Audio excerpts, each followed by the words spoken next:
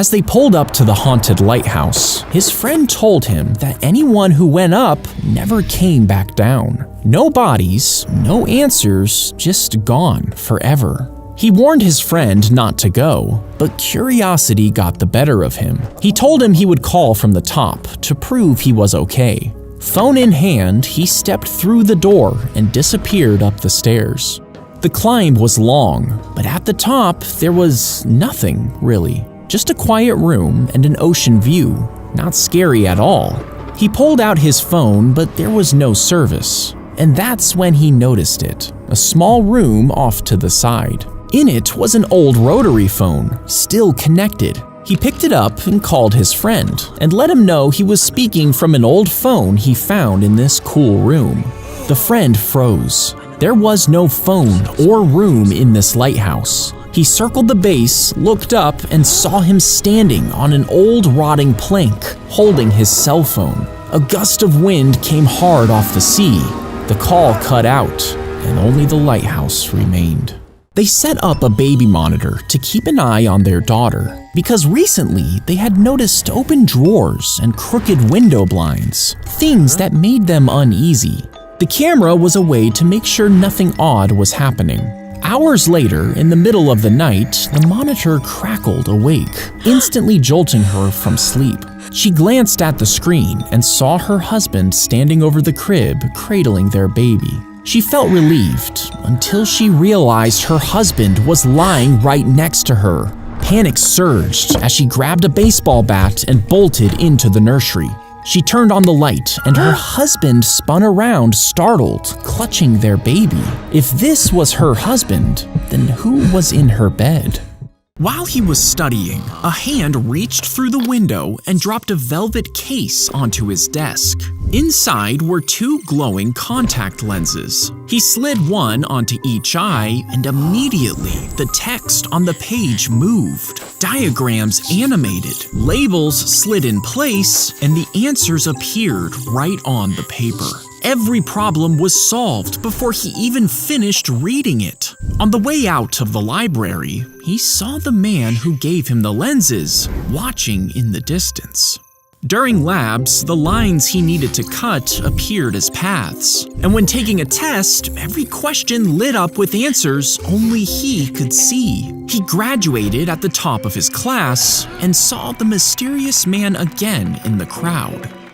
Years passed by, and he became a legend in the industry. While operating, overlays hovered over organs, showing him exactly what to do, and every single one of his patients survived. After years of this, the call came. The president had suffered a stroke live on air. Emergency surgery was needed, and he was their best bet. His hands were shaking as he scrubbed in, but as he stood over the president, the lenses immediately brightened, drawing neat paths across the failing heart. He began to push the scalpel into the skin, but then everything disappeared. There was nothing to guide his hands. Shaking, he pushed the scalpel anyway and cut too deep. Blood spurted up over his arms, and it was too late. Monitors were flatlining. The president was dead. The crowd was horrified as they looked down at the body, except for one man. He was completely unfazed, with a faint smile on his face as he turned and walked away. He woke up to banging coming from downstairs. The clock read 3:34 a.m. He checked his parents' room, empty. He went downstairs, but as he reached the living room, he saw men stealing the TV. Terrified, he ran upstairs and locked his door. Then the banging started.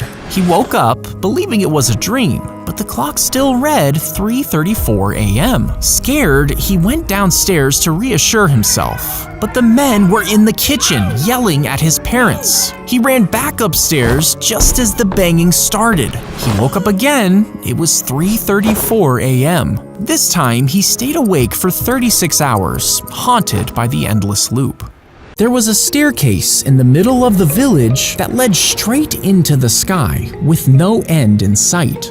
Twice a year, they held Ascension Day, where they chose a name out of a barrel. It was a great honor to be chosen. The villagers would beam with pride. His sister fixed his hair and gave him a tearful hug. She would see him again when she was chosen. The elder pressed on his chest and studied him for a moment. Then he stepped aside without a word. He climbed as the villagers cheered, but as she watched the cloud swallow him, something felt terribly wrong. Later that night, she snuck through the village and got to the base of the stairs. Climbing them without being chosen meant your name could never be called. If she did this, she might never see her brother again. But she couldn't shake the unease, so she started climbing. As the village disappeared below, the air got thinner and it was cold. She found a door. It opened with a groan. Inside was a long table with two strange figures at either end. One of the figures reached out and lifted the lid from the largest tray. She froze in disbelief. It was her brother, tied like a roast, an apple jammed in his mouth. His eyes were blinking. He was still alive. She turned to go get help, but the wind slammed the door shut. He got into his time machine and set the dial for ancient Rome. It landed with a loud crack. As it opened, he stepped out. And as the dust cleared, he realized he was right in the middle of a Roman army. A soldier grabbed his arm, but he managed to pull out of his grasp, leaving behind his watch. He ran back as a spear whizzed past his head. He punched his return coordinates. The machine landed in silence.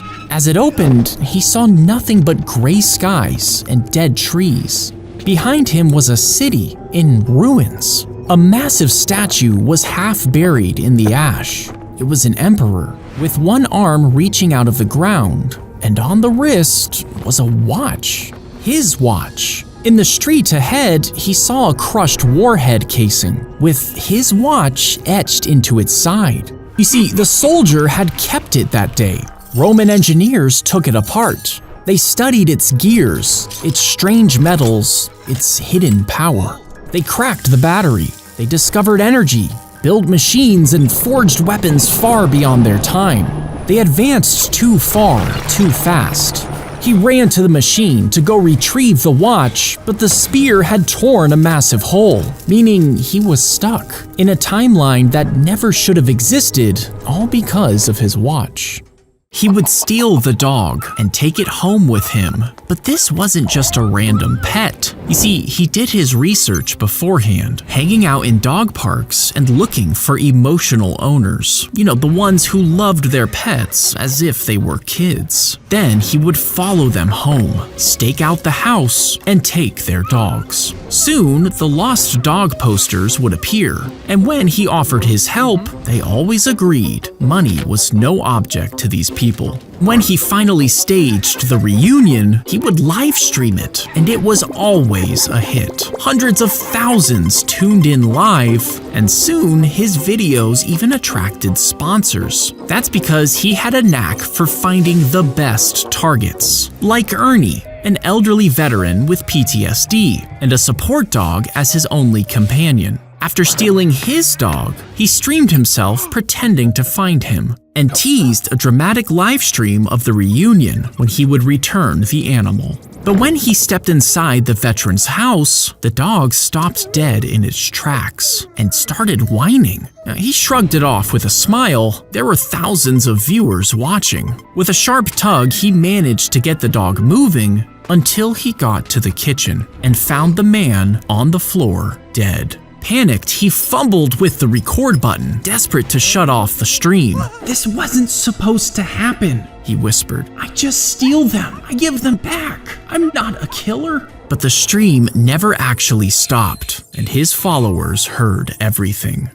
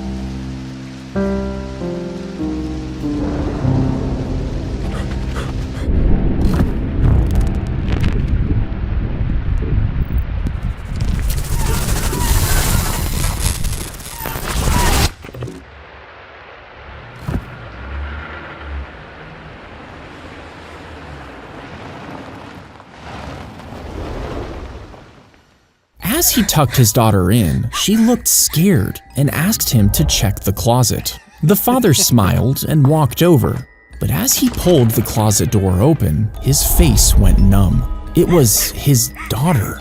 She was crying, trembling. He completely froze in horror before snapping his head back to the bed. It was empty. He was panicked for a moment, but he shook it off. It must have just been his imagination. He calmed his daughter, tucked her in for real this time, and left the room. The dark room settled for a moment, but then the closet door slowly creaked open. They put the device on her grandma's finger because she wasn't feeling well. It pricked her skin, took a drop of blood, and scanned her fingerprint. Then it gave a number, 9.8. This was bad. You see, elderly people would take this new test. The lower numbers meant that you would die peacefully, maybe in your sleep years from now. But the high numbers, those meant a long, hard decline. So a pill was offered to those with high numbers. You would take it and pass peacefully in your sleep, skipping the years of anguish. They gave one to her grandma. Every night she'd sit at the kitchen table, pill in one hand, tea in the other. But she couldn't bring herself to take it. She felt okay. And over the next 6 months, her granddaughter noticed that nothing happened. So she started to do some research. She found some hidden files on the AI behind this test. She learned it had been altered. It wasn't predicting suffering.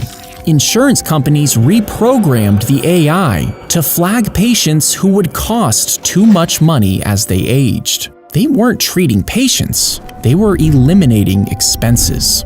She printed off her research and sped to her grandma's house to show her, but she couldn't find her. The gravedigger decided to open the casket just to take a quick peek inside. He was almost done digging the grave and sometimes liked to see the face of the person he was about to bury. But what he saw made him fall back in shock. It was his face staring up from inside. Heart racing, he sprinted home to his wife, leaving the grave half dug. But when he got there, his wife looked at him with horror. She backed away, trembling, reaching for a knife behind her. He stepped forward and she screamed. He ran. He didn't know where else to go, so he returned to the graveyard. But now there were figures standing around the open casket. He crept closer. Their skin was gray, their heads swollen, and eyes were black and wide. One of them turned. It placed a hand on his shoulder. "You finished the mission, Zarthan. Great job as always." He couldn't move or speak, just frozen in confusion. The figure sighed. "You poor thing. You've been down here too long." She reached up and touched his cheek, slowly peeling, revealing the truth. His skin came away like fabric, and beneath it, he's one of them. He opened the package and pulled out a sleek-looking headset with no branding, only a QR code. He scanned it, downloaded the game, and hit launch. He hesitated for a moment, but decided to put on the headset. Immediate bright flashes filled his vision, a loud, deafening tone, then everything went black. He woke up on his floor, dying of thirst and hopelessly confused. His phone buzzed and he picked it up.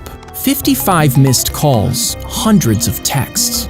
He looked at the date. 2 days had gone by. He scrolled through the messages. Please turn yourself in. How could you? Why? His mom's message read, I still love you, but you have to go to the cops. One message included a video link. He clicked it. It was him, lighting a house on fire.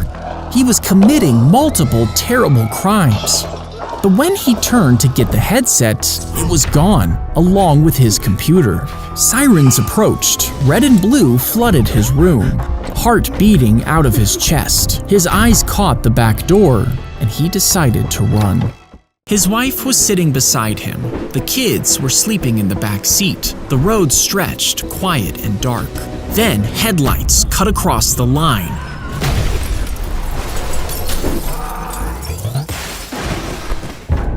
When he came to, they were gone.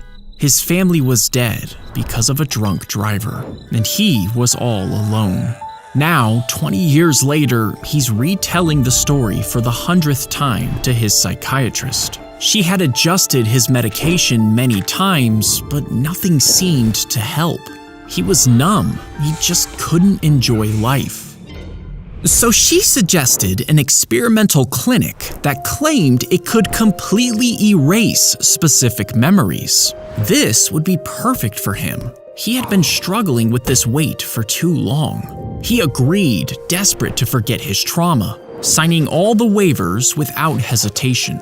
Anything to make the pain disappear. At the clinic, a nurse prepared him for the procedure, noticing his trembling hands and downcast eyes. Then the lead scientist asked him to recall every detail: the collision, the screaming metal, the silence afterward.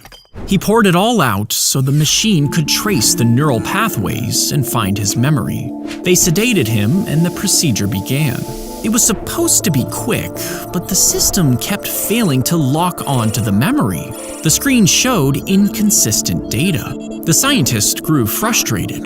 They sedated him deeper, forcing the machine to dig harder. In the control room, the nurse began to research records of his family to try and help, but she couldn't find anything. There was no marriage record for him, no children, nothing.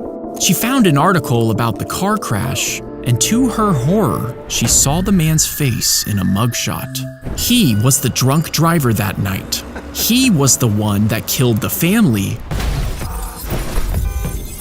and he was about to forget it all. He strapped the shock collar around her neck and pressed the button to test it out. You see, she barked at everything all of the time, and he had had enough. At first, he only shocked her when she barked, and it worked like a charm. But soon, he started shocking her when she just looked like she was about to bark. And one time, he even shocked her for no reason. She learned quickly and stopped barking, staying silent even when startled. One night, while the house was quiet, the dog suddenly stiffened. Her ears twitched and she stared down the hall. But she didn't bark. She only stared. The man noticed her posture and shook his head while gripping the remote. But a man stepped out from behind the wall, a gun in his hand. The owner's eyes went wide, but it was too late. He was dead, and his dog kept silent, just like he wanted. They opened their new cleaning robot, and it picked up its own packaging, using AI to predict and detect messes. It vacuumed spills before they even hit the ground. It nagged Dad about his socks and chased the kids with a feather duster. It became part of the family, until one day it threw their groceries away. Then the dog's bed, then their shoes. Mess potential eliminated, it chirped. Then the dog vanished. The kids searched and the parents called until they noticed the robot dragging a trash bag. It jingled and a squeaky toy bounced free. Mess potential eliminated, floors secure. A bloody broken broom laid nearby. For a second they stared, but when the robot grabbed the handle, they ran. Further mess potential detected. They locked themselves in the bedroom, and Dad pulled a shotgun from the closet. Suddenly, the door exploded inward. In the chaos, shots rang out. Everything was a blur. The next morning, there was silence. The house gleamed. Not a stain, not a sock, not a sound. Mess potential eliminated.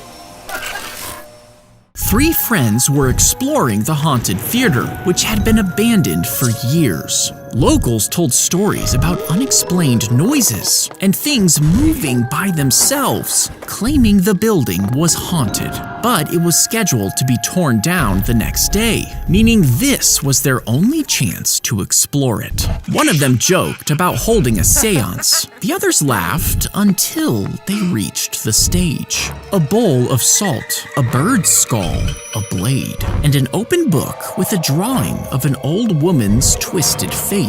Then a faint sound came from the rafters. It almost sounded like a woman screaming in fear. 2 of the friends laughed and stepped closer, but the third shook his head, saying it felt wrong. They kept urging him, promising that it was just for fun. Finally, he sighed and climbed onto the stage. They stood around the circle and joined hands. The air grew still, but they heard a soft scraping sound. It was the blade. It started to tremble. It scraped across the floor, slowly turning toward them. Then the massive curtain dropped with a heavy crash before the whole stage collapsed.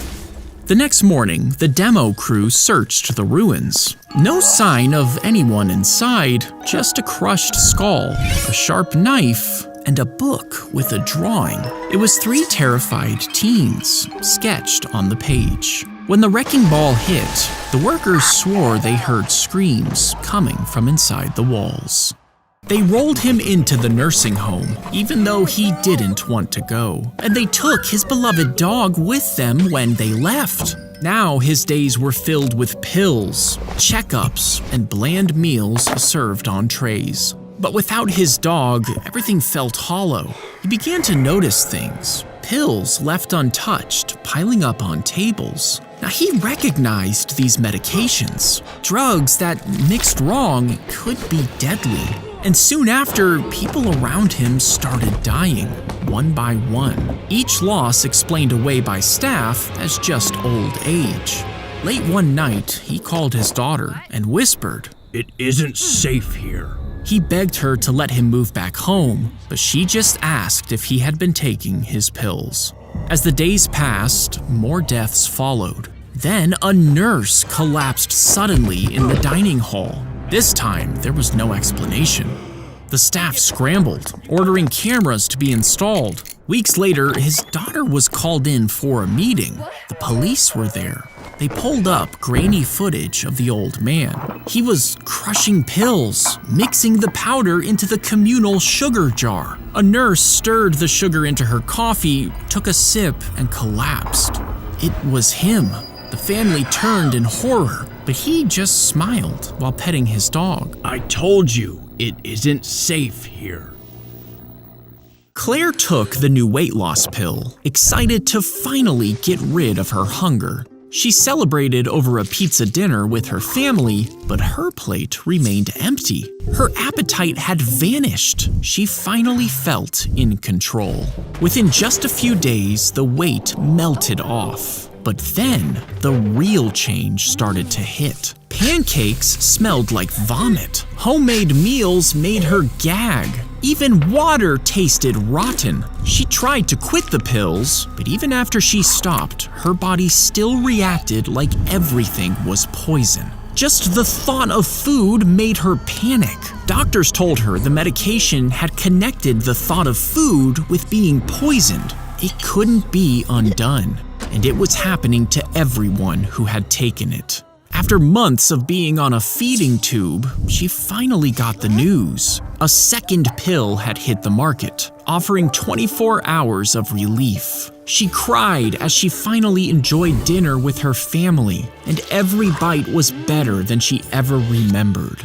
But within a day, the pharmacies were out of the new medication. People ended up fighting over the pills in the streets. One night, Claire dragged herself to a pharmacy. It was already filled with others like her. Rummaging through the medications scattered on the floor, she grabbed a handful of mixed pills and swallowed, desperately hoping that something in there would bring her hunger back.